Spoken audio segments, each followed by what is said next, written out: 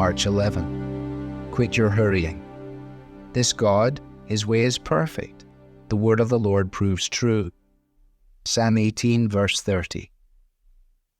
God is never in a hurry. He's never late. His timing is always perfect. Yet so many of us spend so much of our lives hurrying from place to place, anxious to make things happen when we think they should happen. Consider Esther 6 as an example. There's a lot of hurry up in this one chapter.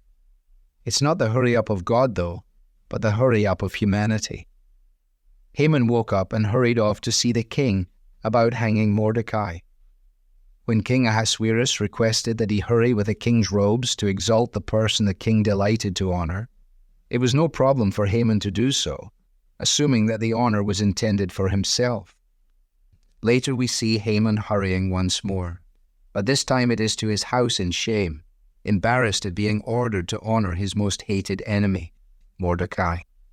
He didn't want anyone to see him. He covered his head, like an arrested criminal trying to shield himself from the gaze of the TV cameras. He was a picture of disappointment and pain. Mordecai, however, was not in a hurry. He had been overlooked. His warning of an assassination plot had been significant, yet apparently nobody cared about it, not least the very king who was the beneficiary of what he had done. 4 or 5 years had passed without any honor or recognition, and still Mordecai patiently and faithfully continued to do what was right. He trusted in God and his timing. He knew that this God, his way is perfect. Derek Kidner writes that all God's delays are maturings, either of the time or of the man.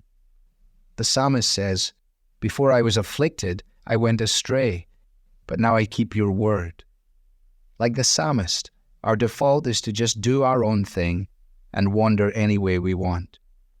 But when God in his providence makes us wait longer than we might like, or even brings disappointment, pain, and heartache into our lives, we are given the opportunity to pay attention to his words and to trust that his plan is unfolding perfectly.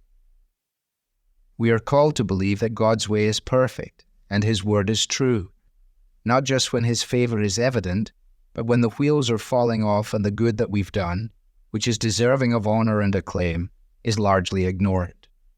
Do you believe that?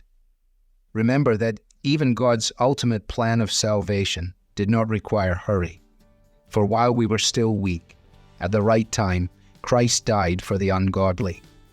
God's ways are perfect and his timing impeccable. Set aside your hurry then, and give up your anxiety, learning instead to trust God to do his work at the right time. Devotional material is taken from the Truth for Life Daily Devotionals, copyright Alistair Begg. It's published by the Good Book Company. This reading was digitally created by Truth for Life and is used with permission. For more clear, relevant Bible teaching, visit truthforlife.org.